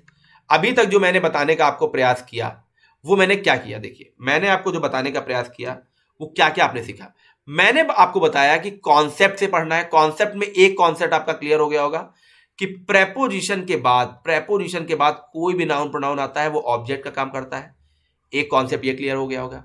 Right, subject verb plus क्या होता है? ऑब्जेक्ट होता है। यानी वर्ब के बाद जो नाउन प्रोनाउन आता है उसका निर्धारण ऑब्जेक्ट की तरह होता है, उसके पहले क्या आता है? सब्जेक्ट आता है। ये आपका क्लियर हो गया होगा। ये सारी चीजें वोकैबुलरी कैसे पढ़ाएंगे? ट्रिक्स से पढ़ाएंगे, राइट, रूट लेवल से पढ़ाएंगे, सब पढ़ाएंगे आपको। बिल्कुल चिंता की जरूरत नहीं है, आपको चिंता करने की जरूरत नहीं है। बस कॉपी और पेन लेके पूरा लिखते जाइएगा। और एक काम जरूर करिएगा, क्लास के बाद हमको कॉल जरूर करिएगा अगर कहीं कोई प्रॉब्लम हो। तो ये सारे कॉन्सेप्ट आपने सीखे। राइट, फिर मैं बोल रहा हूं चाहे जितनी मेहनत मुझे करनी पड़े, मुझे कोई जल्दी नहीं है, लेकिन एक बार पढ़ा देंगे बेटा, उसके बाद आपको कुछ भी करना नहीं पड़ेगा। ठीक है, तो चलिए, तो ये छोटे छोटे कॉन्सेप्ट आपने सीखे। अब हम लोग क्या करने वाले हैं? अब हम लोग पढ़ने वाले हैं रिलेशन। तो सबसे पहले हम लोग नाउन और नाउन का रिलेशन देखेंगे। ग्रामर बेसिक पार्ट 1 में गाइस सबसे पहले हम लोग क्या पढ़ने वाले हैं? रिलेशन पढ़ने वाले हैं। तो सबसे पहले हम लोग नाउन और नाउन का रिलेशन देखेंगे, इसका क्या रिलेशन होता है। तो आइए देखते हैं। कुछ सेंटेंस मैंने लिखे हैं और जो मैं कह रहा हूं सिर्फ उसी पे ध्यान दीजिएगा। सबसे पहले हम देखेंगे नाउन हम पढ़ते क्यों है बेटा। नाउन चैप्टर पढ़ाएंगे उस समय तो हम भी डेफिनेशन बताएंगे, काइंड्स पढ़ाएंगे, सब पढ़ाएंगे। पहले आप देखिए कि कैसे आप नाउन को समझ सकते हैं, कितना आप गलत समझ रहे थे अभी तक किताबों से पढ़ के। तो सबसे हम पहले नाउन को समझेंगे, राइट, कि क्यों ये सब्जेक्ट ऑब्जेक्ट का ही काम करता है, क्या होता है नाउन, ये पहले देख लेते हैं। तो कुछ मैंने सेंटेंस आपके स्क्रीन पर लिखे हैं। Ravi prefer self employment to job any office. Right, तो इसमें रवि क्या हो गया? नाउन हो गया। और प्रेफर्स के पहले आ रहा है तो सब्जेक्ट भी है, वर्ब के पहले आ रहा है तो सब्जेक्ट भी काम कर रहा है, सब्जेक्ट का भी काम कर रहा है। He has come to meet me, has he क्या है? अब वर्ब के पहले आ रहा है तो ये भी सब्जेक्ट है, और ये क्या है? प्रोनाउन है। Running is a good exercise, running is a good exercise, याद रखिएगा क्या लिखा हुआ है? Running is a good exercise. तो रनिंग यहां पर क्या है? सब्जेक्ट की जगह आ रहा है। देखिए मैं आप लोग को बता दूं, वैसे तो वर्ब की आईएनजी फॉर्म क्या होती है? वर्ब की जो आईएनजी फॉर्म होती है वो वर्ब की फोर्थ फॉर्म होती है, कंटिन्यूअस, बचपन से आपको पढ़ाया गया है। लेकिन कब ये वर्ब बनता है अभी आपको पता चलेगा। अभी आप देखिए, ये इज के पहले आ रहा है, वर्ब की जगह पर आ रहा है, सब्जेक्ट की जगह पर आ रहा है, तो ये भी क्या बन गया? सब्जेक्ट बन गया इस सेंटेंस का। Running is a good exercise. To study should be your aim, should के पहले आ रहा है तो ये भी इस सेंटेंस का क्या है? सब्जेक्ट बन गया। ये भी गाइस इस सेंटेंस का क्या बन गया? सब्जेक्ट बन गया। तो अब अगर आपसे कोई पूछे नाउन क्या होता है तो आपको क्या बताना है? आपको कहना है एवरीथिंग इज नाउन। आपको क्या कहना है? Everything is noun. Everything is noun that we can use as a subject और एन ऑब्जेक्ट। हर वो वर्ड नाउन होता है, हर वो चीज नाउन होती है जिसे हम किसी भी सेंटेंस में सब्जेक्ट या ऑब्जेक्ट की जगह पर यूज करते हैं। अब ये बात मैं कह रहा हूं, आप मान ले रहे हो, ना मानो मैं कह रहा हूं, अब मैं प्रूफ करने जा रहा हूं। मेरे कहने से मत मानिएगा, अब मैं इसको प्रूफ करने जा रहा हूं। देखिए, आइए इसको प्रूफ करते हैं। जैसे देखिए, मान लीजिए मैंने कहा Vinay, Vinay is teaching, Vinay is teaching. तो बिना सोचे समझे आप कहोगे कि सर टीचिंग यहां पर वर्ब है। क्यों है? क्योंकि बचपन से हम लोग को पढ़ाया गया है कि इज एम, आर के बाद अगर आईएनजी आ जाए, राइट, वॉज वर्ब के बाद अगर आईएनजी आ जाए, विल बी, शैल बी के बाद अगर आईएनजी आ जाए तो ही ये वर्ब होगा। Present continuous, past continuous, future continuous. ये हम लोग को ऐसा रटा दिया गया था कि इसके अलावा हम कुछ समझ ही नहीं पाए कि और भी ये कुछ काम कर सकता है। लेकिन अब अगर इस वर्ड की मैं प्लेस चेंज करूं, अगर इस सेंटेंस को मैं ऐसे लिख दूं, अगर इस सेंटेंस को मैं लिख दूं teaching is my hobby, teaching is my hobby, अगर मैं इसको ऐसे लिख दूं, गाइस ध्यान दीजिएगा, क्या इस टीचिंग और इस टीचिंग की स्पेलिंग में कोई फर्क है? नहीं, स्पेलिंग में कोई फर्क नहीं है। फर्क है तो प्लेस। किसका फर्क है? प्लेस का, जगह का फर्क है। केवल मैंने इसकी जगह बदली है। तो आज से याद रखिएगा, वर्ड की सूरत पे आपको नहीं जाना है, वर्ड के प्लेस पर जाना है। वर्ड इंपॉर्टेंट नहीं होता है, वर्ड की प्लेस वैल्यू इंपॉर्टेंट होती है। जैसे ही ये इज के पहले आया, सब्जेक्ट बन गया, और जब सब्जेक्ट बन गया तो नाउन बन गया। ऐसे ही नाउन को जेरंड कहते हैं। क्या कहते हैं? जेरंड। क्या होता है जेरंड? आगे आपको डिटेल से पढ़ाया जाएगा, अभी आपको जानने की जरूरत नहीं है। अभी आप ये जानो कि ये सेंटेंस में क्या बन रहा है? सब्जेक्ट। जैसे मैंने लिखा राम इज माई ब्रदर, तो यहां पर इसके पहले राम आया, इसको तो बड़ी जल्दी तुमने नाउन मान लिया, क्योंकि noun is the name, person, place और थिंग में राम है। लेकिन अगर इसी को मैं ऐसे लिख रहा हूं, टीचिंग इज, ये भी तो बेटा इज के पहले आ रहा है। टीचिंग भी तो इस सेंटेंस में इज के पहले ही आ रहा है, तो इसमें कौन से कांटे लगे हुए हैं? इसको आप क्यों नहीं नाउन मान रहे हो? ये भी आपका नाउन है, तो उसकी सूरत पे मत जाइएगा, प्लेस पे जाइएगा। ये इसके क्या, किस पे जाएंगे? प्लेस पे जाएंगे आप। तो ये जो लिखा हुआ था यहां पर, running is a good exercise, running इस सेंटेंस का क्या है? सब्जेक्ट। सब्जेक्ट की जगह आ गया तो नाउन बन गया। ही भी क्या है? सब्जेक्ट। अब क्योंकि नाउन को जो रिप्लेस करे प्रोनाउन कहलाता है, तो नाउन अगर सब्जेक्ट ऑब्जेक्ट बनता है तो ये प्रोनाउन भी सब्जेक्ट ऑब्जेक्ट ही बनता है। तो प्रोनाउन का अपना कोई अस्तित्व नहीं होता है, वो सिर्फ नाउन को रिप्लेस करता है। अगर मैं कोई आपको नॉवेल दूं, वो ही से शुरू हो, मान लीजिए कोई नॉवेल दूं गाइज मैं, और वो ही से शुरू हो, ही से, राइट, और हिम पे खत्म हो जाए, हिम पे उसका दी एंड हो जाए, ही से बेटा वो स्टार्ट हो, तो बताइए आपको नॉवेल समझ में आएगी? मैंने कहा he is my brother, he has lots of money, right, yesterday I see him, है ना, he called me, I called him, he killed him. क्या आपको पता चला ये ही कौन है? नहीं। क्यों नहीं पता चला? क्योंकि मैंने नाउन का यूज किया। तो नाउन अगर सब्जेक्ट ऑब्जेक्ट बन रहा है तो भैया सीधी सी बात है, उसकी जगह पर जो आ रहा है वो भी तो सब्जेक्ट ऑब्जेक्ट बनेगा। तो प्रोनाउन में ऐसा कोई खेल नहीं जो आपको ना समझ में आए, क्योंकि प्रोनाउन सिर्फ नाउन की जगह पर आके नाउन का काम करता है। प्रोनाउन का अपना कोई एक्सिस्टेंस या अपना कोई अस्तित्व नहीं होता है बेटा। तो अगर रवि यहां लिखा है तो ही भी क्या है? रवि हो सकता है, राइट। तो ये भी सब्जेक्ट की जगह पर आ रहा है, नाउन का ही काम कर रहा है, और रवि तो नाउन है ही है। रनिंग में क्या है? सब्जेक्ट की जगह नाउन काम कर रहा है। टू स्टडी सब्जेक्ट की जगह आ रहा है, तो भैया इसको तो नाउन बनना पड़ेगा। जब वर्ब की आईएनजी फॉर्म नाउन बन गई तो इसको बनने में क्या प्रॉब्लम है? सब्जेक्ट की जगह आ रहा है, नाउन का ही काम करेगा, राइट, याद रखिएगा। तो अब ये चीज आप लोग अपने जहन में उतार लीजिए कि एक सेंटेंस में देखिए दो खांचे होते हैं, वर्ब के पहले दो खांचे होते हैं, राइट। वर्ब के पहले देखा जाए, एक मिनट, ये थोड़ा सा लाइन यहां पर इसको सही कर लेते हैं। वर्ब के पहले देखा जाए दो पार्ट होते हैं, दो खांचे आप कह सकते होते हैं। खांचे वर्ड थोड़ा सा इजी लग रहा है मुझे बोलने में। दो प्लेस होते हैं, एक बनता है सब्जेक्ट और एक बनता है ऑब्जेक्ट। जो भी इसमें डालोगे ना, नाउन बन के निकलेगा। वो ओरिजिनल में नाउन हो और चाहे ना हो, नाउन ही बन के निकलेगा बेटा, राइट। इसमें चाहे तुम नाउन लिख दो, राम, श्याम, आगरा, दिल्ली, कुछ भी नाउन बनेगा। इसमें चाहे तुम वर्ब लिख दो, नाउन ही बनेगा। इसमें चाहे तुम एडजेक्टिव लाके रख दो, नाउन ही बनेगा। इसमें चाहे तुम इन्फिनेटिव, इन्फिनेटिव का मतलब होता है 2+V1, टू स्टडी में मैंने पीछे बताया ना, वो इन्फिनेटिव होता है एक तरह से, लेकिन वो सब्जेक्ट की जगह आएगा तो नाउन का ही काम करेगा और कुछ नहीं है। तो इंग्लिश में जैसे एडजेक्टिव किसी की क्वालिटी बताता है, एडवर्ब मॉडिफाई करता है, प्रोनाउन रिप्लेस करता है, प्रेपोजिशन प्लेस बताता है, सबके अपने अपने काम है। तो अब अगर आपसे कोई पूछे नाउन का क्या काम होता है, तो आपको कहना है कि नाउन सब्जेक्ट और ऑब्जेक्ट का काम करता है। किसका काम करता है? सब्जेक्ट और ऑब्जेक्ट का काम करता है। जैसे देखिए मैं आपको बताता हूं, बड़े ही इजी वे में मैं आपको एक्सप्रेस करके बताता हूं। देखिए, एक मैं सेंटेंस लिखता हूं गाइस, एक मैं सेंटेंस लिखता हूं। देखिए, मैंने कहा, आप लोग ध्यान से इसको देखिए, मैंने कहा Vinay is my brother, Vinay is my brother. अब इसमें इज क्या है? वर्ब है, हेल्पिंग ए मेन है, उसका इशू नहीं अभी, क्योंकि मैं नाउन का कॉन्सेप्ट बता रहा हूं, नाउन होता क्या है। तो ये वर्ब है। आप घर गए, आपके छोटे भाई ने पूछा भैया ये इज क्या होता है, तो ये क्वेश्चन बन रहा है कि नहीं, पहले आप ये बताओ। आपके छोटे भाई ने पूछा भैया ये इज क्या है यहां पे, तो अगर उसे ये लाइन इंग्लिश में बोलनी हो तो वो कैसे बोलेगा? वो कहेगा व्हाट इज इज। तो आपका उत्तर क्या होगा जरा आप सोच के बताओ। आप कहोगे देखो भैया इज अ वर्ब। अब बताइए दो इज आ रहे हैं, इसमें नाउन कौन सा है? एक इज ये है, एक इज है। अब आपसे पूछे कोई नाउन कौन सा है, तो ये सब्जेक्ट की जगह पे आ रहा है ना। जैसे मैं लिखता हूं राम इज माई ब्रदर या विनय इज, तो इस इसके पहले ये आ रहा है, ये सब्जेक्ट है कि नहीं? ये सब्जेक्ट है, नाउन है। तो बेटा इस के पहले ये इज आ रहा है, ये भी क्या बन गया? सब्जेक्ट और नाउन। अब बताओ इस जरा किस पर्सन प्लेस या थिंग का नाम होता है, फिर भी ये नाउन बन रहा है कि नहीं सब्जेक्ट के लिए।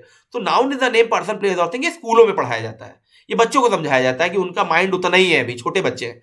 लेकिन आप प्रिपरेशन कर रहे हो, आपको एक ब्रॉड तरीके से सोचना है कि everything is noun that we can use as a subject और an object. Everything is noun that we can use as a subject और एन ऑब्जेक्ट, कुछ भी हो जाए।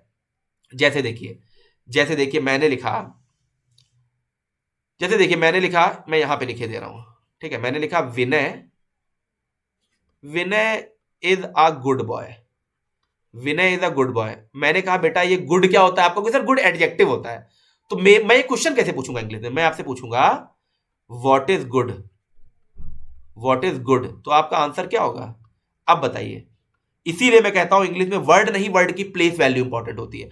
बॉय की क्वालिटी बता रहा था तो यहां पर तो ये एडजेक्टिव है बेटा, लेकिन व्हाट इज गुड यहां पर ये पूछ रहा है क्वेश्चन, तो आपका आंसर क्या होगा, आप कहोगे good is an adjective. Good एक एडजेक्टिव होता है। तो अब बताओ गुड का यहां पे प्लेस क्या है, इज के पहले आ रहा है ना बेटा, ये इज के पहले आ रहा है तो क्या बन गया, ये सब्जेक्ट बन गया, और जैसे ही सब्जेक्ट की जगह है क्या बन जाएगा, नाउन बन जाएगा। तो यही तो खेल होता है, यही तो कॉन्सेप्ट होता है जो आपको नहीं पता है बेटा, यही तो ये तो जाननी है। तो गुड इज एन एडजेक्टिव, तो गुड क्या हो जाएगा, यहां पर गुड क्या हो जाएगा, नाउन हो जाएगा, क्योंकि सब्जेक्ट की जगह पे आ रहा है। वैसे होता है एडजेक्टिव है, लेकिन यहां पर क्योंकि सब्जेक्ट की जगह आ रहा है, तो आप सब्जेक्ट और ऑब्जेक्ट की पोजीशन को आप समझ रहे हैं कितना वो स्ट्रांग होता है। उसमें जो कुछ डालोगे नाउन है प्रोनाउन बन के निकलेगा बेटा, क्योंकि प्रोनाउन नाउन को ही रिप्लेस करता है, तो वो नाउन का ही एक तरह से काम करता है, कुछ भी डालोगे, राइट। तो ये चीजें आपको समझनी है।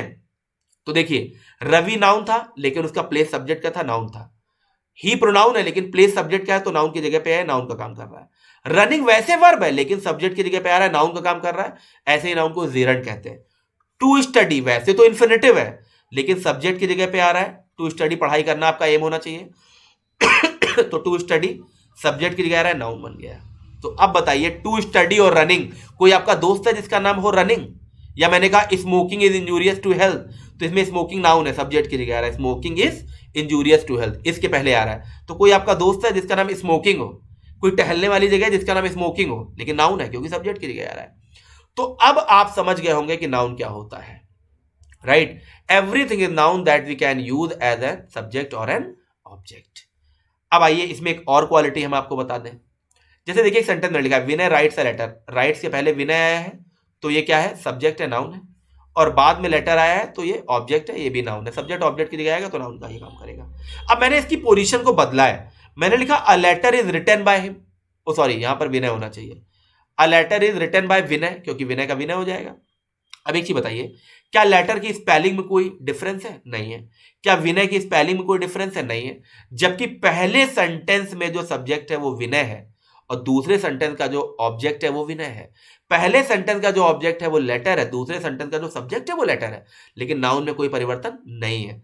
तो एक चीज बेटा ध्यान रखिएगा बहुत अच्छे से, राइट, बहुत अच्छे से, वर्ब के पहले लिख लो चाहे बाद में लिख लो, नाउन हमेशा सेम ही रहता है। वर्ब के पहले अगर तुम राम लिख रहे हो तो वर्ब के बाद श्याम नहीं लिख दोगे, वर्ब के बाद भी राम होगा। जैसे मैंने कहा Ram is my brother, Ram is my brother, Ram subject है, सब्जेक्ट की जगह है। बट मैंने कहा आई डोंट लाइक राम, तो ऐसा नहीं मैं श्याम लिख दूंगा, राम ही लिखूंगा, राइट। अगर आपने डेलही, वर्ब के पहले डेलही लिखा है तो डेलही रहेगा, और वर्ब के बाद अगर आप डेलही को लिख रहे हो तो भी बेटा डेलही ही रहेगा।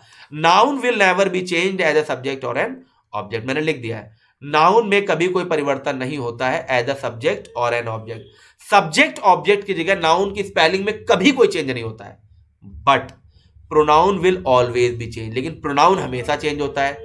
कैसे होता है, यहीं पे मैंने लिखा था आई नो हिम, बताइए क्या आई का मैंने यहां पर आई लिखा है, नहीं लिखा है, मी लिखा है। क्या हिम का मैंने यहां हिम लिखा है, नहीं, ही लिखा है।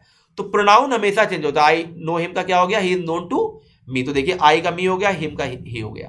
तो प्रोनाउन लेकिन हमेशा चेंज होता है, राइट। जैसे देखिए वर्ब के पहले अगर आप ही लिख रहे हो तो वर्ब के बाद आप हिम लिखोगे, वर्ब के पहले अगर आप आई लिख रहे हो तो वर्ब के बाद आप मी लिखोगे, यहां शी लिख रहे हो तो यहां हर लिखोगे, यहां दे लिख रहे हो तो यहां देम लिखोगे। तो प्रोनाउन हमेशा चेंज होता है। प्रोनाउन भले नाउन की जगह पर आता है लेकिन नाउन सब्जेक्ट ऑब्जेक्ट के रूप में कभी चेंज नहीं होता है, प्रोनाउन बच्चे हमेशा चेंज होता है। ये भी एक कॉन्सेप्ट है, याद रखना, ये भी बेटा एक कॉन्सेप्ट है, अच्छे से याद रखना, राइट। इसे कहते हैं डिटेल्ड वे में कॉन्सेप्ट पढ़ना और पढ़ाना। अगर आप कहीं कुछ पढ़ाने जा रहे हो तो बेटा मैं फिर बता रहा हूं, चीजों को कॉन्सेप्चुअल तरीके से पढ़ाइएगा, तभी जाके इंग्लिश में मजा आएगा। ठीक है, तो ये दूसरा कॉन्सेप्ट आपको पता चल गया। पहला कॉन्सेप्ट आपको पता चला कि सब्जेक्ट और ऑब्जेक्ट की जगह पर कुछ भी रखेंगे, चाहे नाउन हो, प्रोनाउन हो, वर्ब हो, वो नाउन का ही काम करेगा, सब्जेक्ट ऑब्जेक्ट नाउन बनता है। दूसरा कॉन्सेप्ट आपको पता चला कि सब्जेक्ट ऑब्जेक्ट के रूप में नाउन में कभी कोई परिवर्तन नहीं होता, लेकिन प्रोनाउन में चेंज होता है, ये आपको पता चला। तो ये छोटी छोटी बातें आज आपको पता चली। और इंग्लिश में बेटा मैं आपको बता दूं, इंग्लिश में कभी भी मैं बता दूं आपको, इंग्लिश में वर्ड इंपॉर्टेंट नहीं होता, वर्ड की प्लेस वैल्यू इंपॉर्टेंट होती है। उसकी जगह बदलती जाएगी, उसका नाम काम धाम सब बदलता चला जाएगा। ये चीज आप अच्छे से ध्यान रखिएगा। यही सब चीजें मुझे आपको पढ़ानी है आगे। जैसे देखिए कैसे प्लेस चेंज होने पर नाम काम धाम सब बदल जाता है, ये मैं आपको बताता हूं। देखिए जैसे मैंने लिखा running is good for health, running is good for health. तो रनिंग क्या है, यहां पर सब्जेक्ट की जगह पे आया है, नाउन का काम करेगा, राइट। लेकिन अगर मैंने लिखा I want to see you in running zone, मैंने कहा मैं आपको रनिंग जोन में देखना चाहता हूं। तो अब बताइए, अब ये रनिंग है ना जो जोन के जस्ट पहले आ रहा है, अब ये रनिंग जोन की क्वालिटी बता रहा है, तो ये एडजेक्टिव बन गया, इसी को पार्टिसिपल कहते हैं। क्या होता है सब डिटेल में बताएंगे। कहने का मतलब है जब ये रनिंग इज़ेमार के बाद आएगा तो वर्ब बनेगा, सब्जेक्ट की जगह आएगा तो नाउन बनेगा, और किसी नाउन के लिए आएगा तो ये एडजेक्टिव भी बनता है। जैसे आप लोग स्कूल वगैरह में देखते होंगे लिखा रहता है ड्रिंकिंग वाटर, क्या लिखा रहता है, ड्रिंकिंग वाटर। कभी आपने सोचा है वाटर तो वहां नाउन है, ड्रिंकिंग क्या काम कर रहा है, ड्रिंकिंग गाइस एडजेक्टिव का काम कर रहा है। ऐसे ही आईएनजी को प्रेजेंट पार्टिसिपल कहते हैं। ये सब आपको आगे डिटेल्ड वे में पढ़ाया जाएगा, अभी दूसरे तीसरे वीडियो में पढ़ाएंगे। ठीक है, तो कोई भी प्रॉब्लम हो, कोई भी दिक्कत हो गाइस, पूछते जरूर जाइएगा, कॉल जरूर करिएगा क्लास के बाद कि सर यहाँ पे थोड़ी सी मुझे प्रॉब्लम हुई है। कहीं भी कोई प्रॉब्लम हो गाइस आप पूछिएगा जरूर। ठीक है, अब आइए आगे बढ़ते हैं, आगे की चीजें अब हम लोग देखते हैं। तो पहला कॉन्सेप्ट अब खत्म होता है, नाउन से रिलेटेड जो इश्यूज थे वो हम समझ गए। आपने क्या समझा मैं एक बार डिटेल्ड वे में बता दे रहा हूं कि नाउन क्या होता है, सब्जेक्ट ऑब्जेक्ट की जगह पे जो भी हम यूज करते हैं वो नाउन होता है, राइट। प्रेपोजिशन की क्या इंपॉर्टेंस है, प्रेपोजिशन के बाद ऑब्जेक्ट आता है, राइट। ये सब छोटी छोटी बातें आपने समझी। अभी मैं प्रेपोजिशन से रिलेटेड और भी इश्यूज आपको बताऊंगा, इसको और डिटेल्ड वे में पढ़ाऊंगा, राइट। अब चलिए बेसिक ग्रामर में हम लोग सेकंड कॉन्सेप्ट देखते हैं। क्या देखते हैं, सेकंड कॉन्सेप्ट, ए एन और द आर्टिकल का कॉन्सेप्ट देखते हैं। ये सेकंड कॉन्सेप्ट है आपका। देखिए बचपन से आप लोगों ने पढ़ा है कि 5 वॉल्स होते हैं, वॉवेल नहीं वॉल्स बोलते हैं इनको, 5 वॉवेल्स होते हैं, right. A E I O you, ये तो आप लोगों को बचपन से पता है, राइट। ये 5 होते हैं, राइट। लेकिन इनके साउंड मैं आपको बता दूं 20 होते हैं। इनके साउंड्स कितने होते हैं, 20 होते हैं। वॉल साउंड्स कितने होते हैं, 20। वॉल्स कितने होते हैं, 5। साउंड्स 20। ऐसे ही आपने पढ़ा है कॉन्सोनेंट्स भी आपने पढ़ा, कॉन्सोनेंट देखिए, कॉन्सोनेंट्स 21 होते हैं, राइट। कितने होते हैं, 21 कॉन्सोनेंट्स होते हैं। लेकिन इनके साउंड्स कितने होते हैं मैं आपको बता दूं, 24 साउंड्स होते हैं, और वॉल साउंड 20 होते हैं। तो अगर 20 और 24 को हम ऐड कर दें तो कितने हो जाएंगे, 44। टोटल जो साउंड्स होते हैं वो 44 होते हैं, और इंग्लिश में लेटर्स अगर देखा जाए तो 26 होते हैं। ये सब बेसिक सी बातें हैं, सब किताबों में मिल जाएगा आपको, ये सब किताब मिल जाएगा, ये सब मैं भी पढ़ाऊंगा। But why article, why you study article, लेकिन आप आर्टिकल पढ़ते क्यों, इंग्लिश में आर्टिकल्स को पढ़ने की जरूरत क्यों पड़ी, कौन सा ऐसा बंदा है, क्या ऐसी चीज है, अगर वो ना हो तो आर्टिकल हम नहीं पढ़ेंगे, ऐसा क्यों जरूरत पड़ी। तो आइए मैं आपको बताता हूं। देखिए articles will come only for noun, मैं आपको बताना चाहता हूं articles will come only for noun. तो जो कॉन्सेप्ट है वो ये है, articles will come only for nouns. Articles का जो इंग्लिश में यूज होता है वो सिर्फ और सिर्फ किसके लिए होता है, नाउन्स के लिए होता है। और आप प्रयास करोगे भी ना तब भी आप गलत कर बैठोगे, किसी के लिए आर्टिकल नहीं बना है। आर्टिकल्स का यूज गाइस, आर्टिकल्स का यूज इंग्लिश में जो होता है वो किसके लिए होता है, सिर्फ और सिर्फ गाइस, सिर्फ और सिर्फ किसके लिए होता है, कि सिर्फ और सिर्फ नाउन के लिए ही होता है। जैसे देखिए मैं प्रूफ करने जा रहा हूं, अगर मैं यहां लिखूं आ इज, क्या आपको ये सही लग रहा है, नहीं, आप कहोगे सर ये तो बिल्कुल और लग रहा है, तो आर्टिकल ये बात है वर्ब के लिए नहीं आते हैं। अगर मैं यहां लिखूं आ ऑन, क्या आपको सही लग रहा है, आपको नहीं सर नहीं अच्छा लग रहा है, तो आर्टिकल प्रेपोजिशन के लिए भी नहीं आते हैं, सुनने में ही सही नहीं लग रहा है। अगर मैंने लिखा यहां पर आ स्लोली, इतना लिख के छोड़ दूं, आपको सही लग रहा है? नहीं, आप कहोगे सर क्या मीनिंग है, तो आर्टिकल एडवर्ब के लिए भी नहीं आते। अगर मैंने लिखा आ एंड, क्या आपको सही लग रहा है? नहीं नहीं, आ एंड क्या होता है? तो आर्टिकल कंजंक्शन के लिए भी नहीं आते। अगर मैंने लिखा आ गुड, तो आपने ये तो सुना होगा आ गुड। एक मिनट, थोड़ा सा मार्कर हिल रहा है, इसको जरा सा मैं सही कर लेता हूं। राइट, यहां पर अगर मैं लिख दूं बेटा आ गुड, तो क्या आपको सही लग रहा है? सुनने में तो सही लग रहा है, लेकिन आ गुड होता क्या है? क्या आ गुड की कोई मीनिंग है? आप कहिए सर कल मैंने बहुत अच्छा खाया, yesterday I ate a good. मैं कहूं क्या कहना, ये नहीं बताएंगे, आ गुड से समझ जाओ।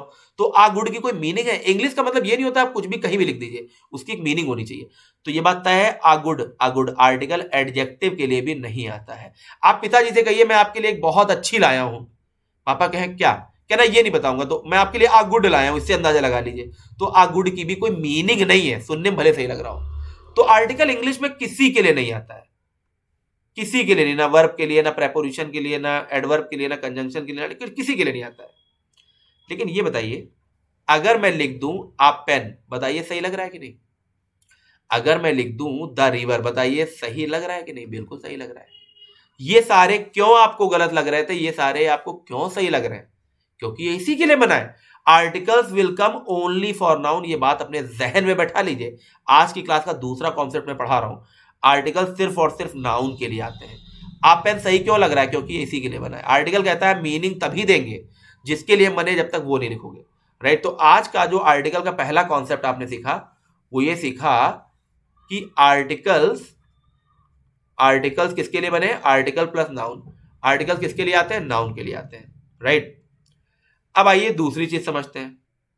कभी कभी आर्टिकल में ही दूसरा कॉन्सेप्ट, कभी कभी हम लोग आ पेन को लिख देते हैं आ रेड पेन। क्या लिख देते हैं? आ रेड पेन। या हमने द रिवर को लिख दिया द बिग रिवर। क्या लिख दिया? The big river. तो देखिए, आर्टिकल पढ़ने से पहले ये तो जान लो इंग्लिश में आर्टिकल पढ़ाए क्यों जा रहे हैं। तो देखिए, आ रेड पेन, अब बीच, मैंने तो अभी बताया आर्टिकल नाउन के लिए आते हैं, बीच में तो एडजेक्टिव आ रहा है, ये तो पेन की क्वालिटी बता रहा है। पेन पेन नहीं रह गया, वो पेन रेड हो गया। अब रिवर रिवर नहीं रह गई, अब वो रिवर बिग हो गई। लेकिन अभी भी आप सोच के बताइए, क्या आर्टिकल्स रेड और बिग के लिए आ रहे हैं? अगर मैं यहां से पेन और रिवर इरेज कर दूं, क्या कोई मीनिंग निकल रही है? आ रेड क्या होता है? आप बोलिए sir I have a red, मेरे पास एक रेड है। मैं कहूं क्या कहना, ये नहीं बताएंगे। क्या रेड की कोई मीनिंग है? मेरे पास बहुत बड़ा है, द बिग की कोई मीनिंग है? नहीं। तो आर्टिकल कह रहा है भैया जिसके लिए मैंने जन्म लिया है, जिसके लिए मैं बना हूं, जब तक वो नहीं लिखोगे मैं मीनिंग नहीं दूंगा। तो अभी भी द रिवर के लिए आ रहा है और आ जो है पेन के लिए आ रहा है। बस बीच में क्या आ गया, जो रेड और बिग आ गया, ये नाउन के लिए आ रहा है। आपको पता ही है एडजेक्टिव तो नाउन के लिए आता ही, उसकी क्वालिटी बताता है। तो कभी कभी आर्टिकल और नाउन के बीच में क्या आ जाता है? दूसरा कॉन्सेप्ट देखिए, कभी कभी आर्टिकल और नाउन के बीच में बेटा जो दूसरा कॉन्सेप्ट है वो क्या है? एडजेक्टिव आ जाता है। कभी कभी आर्टिकल और नाउन के बीच में एडजेक्टिव आता है। एक बार ये एग्जाम में पूछा गया था, yesterday I saw a burning train. एक मिनट, एक मूवी भी देखी होगी आपने, द बर्निंग ट्रेन। चलिए मैं वही लिखे दे रहा हूं। एक मूवी है द बर्निंग ट्रेन। तो अब अगर मैं आपसे पूछूं यहां पर बर्निंग की पार्ट्स ऑफ स्पीच क्या है, तो कितना आसान हो गया आपके लिए। आपको किस एडजेक्टिव, क्योंकि आर्टिकल और नाउन के बीच में क्या आता? सिर्फ एडजेक्टिव आता है। कितनी आसानी से आप बता दोगे, आर्टिकल और नाउन के बीच में सिर्फ एडजेक्टिव आता है। तो जो दूसरा कॉन्सेप्ट बना वो यही बना कि आर्टिकल और नाउन के बीच में क्या आ गया? एडजेक्टिव आ गया। क्या काम कर रहा है? एडजेक्टिव का काम कर रहा है। तीसरा देखिए, कभी कभी, कभी कभी ऐसा होता है। तीसरा जो आर्टिकल का कॉन्सेप्ट है वो है कभी कभी ऐसा होता है कि सेंटेंस जैसे मैंने ऐसे लिखा, Ravi Ravi is a very good boy. Ravi is a very good boy. तो देखिए अभी भी आर्टिकल किसके लिए आ रहा है? अगर मैं बॉय रेस कर दूं कोई मीनिंग नहीं निकलेगी। Ravi is a very good थोड़ा ना कुछ होता है। अभी भी आर्टिकल किसके लिए आ रहा है? नाउन के लिए आ रहा है। एडजेक्टिव किसके लिए आ रहा है? नाउन के लिए आ रहा है। तो बीच में वेरी क्या काम कर रहा है? ये मॉडिफाई कर रहा है, गुड को मॉडिफाई कर रहा है। कैसे मॉडिफाई कर रहा है ये भी मैं आपको बता दूं। अगर मैं यहां से गुड इरेज कर दूं, बताओ कोई मीनिंग है? Ravi is a very boy क्या होता है? Ravi is a very boy तो कुछ होता नहीं है। तो अगर मैं यहां पर गुड हटा दूं तो मीनिंग नहीं दे रहा है, और गुड लिख दूं तो मीनिंग दे रहा है। तो इससे बात क्लियर है, वेरी गुड के लिए है। और एडजेक्टिव को जो मॉडिफाई करे वो एडवर्ब कहलाता, आगे आपको पढ़ाया जाएगा। तो तीसरा कभी कभी कॉन्सेप्ट ये बन जाता है, कभी कभी बेटा तीसरा कॉन्सेप्ट ये बन जाता है कि कभी कभी article plus adverb plus adjective plus noun आ जाता है। तो ये चीज आप ध्यान रखिएगा। तो आपने क्या सीखा, articles will come only for noun. Article कहता है जाओ तुम चाहे जहां याद करोगे मुझे वहां, कितनी भी दूर जाओ। The times of India paper देखते हो ना, the times of India, the Hindu, Hindu noun है, द आर्टिकल है। तो ये सारी चीजें आप अपनी नॉर्मल लाइफ से सीखते सकते हो। ये सारी चीजें अगर आपकी क्लियर है तो न्यूज़पेपर वगैरह बहुत अच्छे से पढ़ सकते हो। आर्टिकल नाउन के बीच में कभी कभी क्या आता है, एडजेक्टिव, और आर्टिकल और नाउन के बीच में कभी कभी एडजेक्टिव और एडवर्ब दोनों आते हैं। तो तीनों के मैंने एग्जाम्पल भी दे दिए, राइट। तो आई होप क्लास थोड़ी सी बड़ी हो गई है आज पहले ही कॉन्सेप्ट में। तो क्योंकि देखिए मेरे पास बहुत कुछ है बताने के लिए, तो थोड़ा सा मैं क्यूरियस रहता हूं कि आपको बहुत डिटेल्ड वे में बहुत सारी चीजें बताऊं, राइट। तो आज जो आपने कॉन्सेप्ट सीखा, आज आपने क्या क्या सीखा, मैं आप लोगों को एक बार बताए दे रहा हूं। आज जो आपने पहली चीज, जो सबसे इंपॉर्टेंट चीज सीखी, वो क्या सीखी कि नाउन होता क्या है। तो कोई भी चीज जो सब्जेक्ट और ऑब्जेक्ट की जगह पर आ जाए वो नाउन का काम करती है। ओरिजिनल में वो नाउन हो और चाहे ना हो, पूरी डेफिनेशन। ओरिजिनल में वो नाउन हो और चाहे ना हो। स्मोकिंग क्या ओरिजिनल में नाउन है? नहीं, वर्ब है। लेकिन जब वो सब्जेक्ट की जगह आता है तो नाउन बनता है, राइट। दूसरी चीज आपने क्या सीखी कि प्रेपोजिशन, प्रेपोजिशन के बाद क्या आता है, ऑब्जेक्ट आता है। ये चीज मैं आगे भी बताऊंगा, राइट। और प्रेपोजिशन के बाद आने वाला नाउन प्रोनाउन के हिसाब से कभी वर्ब नहीं आता। तीसरी चीज आपने क्या सीखी कि आर्टिकल्स, आर्टिकल किसके लिए आते हैं, नाउन के लिए आते हैं, राइट। कभी कभी आर्टिकल नाउन के बीच में एडजेक्टिव आता है, कभी कभी आर्टिकल नाउन के बीच में एडजेक्टिव एडवर्ब, ये दोनों आ जाते हैं। और आपने बहुत सारी बेसिक्स सीखे आज कि कैसे हमें कॉम्बिनेशन करना है, कैसे चीजें एक दूसरे पर डिपेंडेंट रहती हैं, राइट। आपको अलग अलग तरीके से नहीं पढ़ना है, राइट। आपको देखना है कि हर एक पार्ट ऑफ स्पीच में हर एक पार्ट कैसे दूसरे को प्रभावित कर रहा है, राइट। जैसे मैंने एक सेंटेंस लिखा, मान लीजिए मैंने एक सेंटेंस लिखा, the police are coming, the police are coming towards us. तो एक छोटा सा सेंटेंस है, ये एक स्पीच है। इसके पार्ट देखिए, द क्या है, आर्टिकल, पुलिस अपने आप क्या हो जाएगा, नाउन, आर क्या है, वर्ब, राइट। कमिंग क्या हो जाएगा, मेन वर्ब, क्योंकि भैया इज एम आर के बाद आ रहा है तो वर्ब ही है। टूवर्ड्स क्या हो जाएगा, प्रेपोजिशन, और प्रेपोजिशन के बाद हमेशा क्या आता है, ऑब्जेक्ट। तो देखिए 3 से 4 पार्ट्स ने मिलकर एक स्पीच को बनाया है। अब मान लीजिए मैं आपको प्रेपोजिशन पढ़ा रहा हूं, तो क्या मैं ये कह सकता हूं केवल टूवर्ड्स की मीनिंग जान लो बाकी सब मत जानो? क्या मैं इस वर्ड को निकाल के अलग से समझा सकता हूं? नहीं, इसको मुझे किसी ना किसी सेंटेंस में ही देखना होगा। क्या मैं केवल अगर आर्टिकल पढ़ा रहा हूं, मैं कहूं आपसे केवल दा समझिए आप, ऐसा तो नहीं है। पुलिस के साथ पढ़ूंगा, आर के साथ पढ़ूंगा, कमिंग के साथ पढ़ूंगा। तो ऐसे ही हमें पढ़ना है। तो ऐसे ही अभी 2-3 क्लासेस में और लूंगा, तब जाके मैं कोई एक चैप्टर शुरू करूंगा, नाउन या आर्टिकल व्हाटएवर, राइट। ऐसा नहीं कि मैं नाउन सिलेबस में तो नाउन से पढ़ाने लगा, पहले बेसिक समझना बहुत जरूरी है, राइट। तो मैं आशा करता हूं कि आज इस पहली क्लास में आपने बहुत ही एंजॉय किया होगा, आपको बहुत मजा आया होगा, राइट। अब इसी के आगे हम लोग स्टार्ट करेंगे, इसी के आगे हम लोग दूसरी क्लास स्टार्ट करेंगे, राइट। और उसको भी बहुत डिटेल्ड वे में पढ़ेंगे, ठीक। तो आप हमारे साथ जुड़े रहे, इसके लिए बहुत बहुत धन्यवाद। Thank you very much, best of luck. Class कैसी लगी गाइस, कमेंट करके आप हमें जरूर बताइएगा क्लास लगी कैसे, क्योंकि पूरी ईमानदारी, पूरी शिद्दत, पूरी मेहनत से मैंने आपको पढ़ाया है। कहीं भी किसी वर्ड में कोई प्रॉब्लम हुई हो, कहीं भी, क्योंकि देखिए क्लास होती रहती है, मिस्टेक्स जो है लाइफ का आपकी पार्ट है। वैसे मैं प्रयास करता हूं कभी कोई मिस्टेक ना हो, फिर भी आप क्योंकि स्टूडेंट हैं, आपके अपने व्यू, अपने विचार हो सकते हैं, तो आप हमें व्हाट्सएप जरूर करिएगा। इस वीडियो के कमेंट में आप जाके ये जरूर बताइएगा कि आपको ये क्लास कैसी लगी। Thank you very much, best of luck.